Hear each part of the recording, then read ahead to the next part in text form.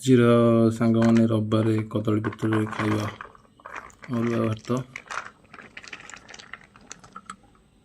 ଅରୁଆ ଭାତ ପୁରା ବଢ଼ା ହେଇଗଲା ସାଇଜ୍ ବଗେରେ।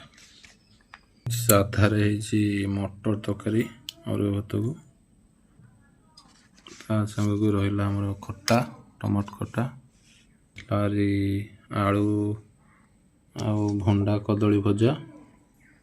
ଏଠି ଆମର ଲଙ୍କା ଲୁଣ ଅଛି।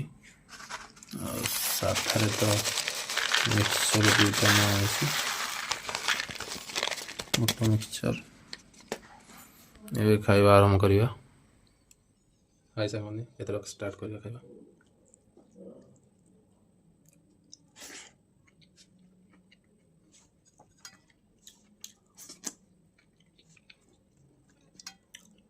ଟମାଟୋ ଖଟା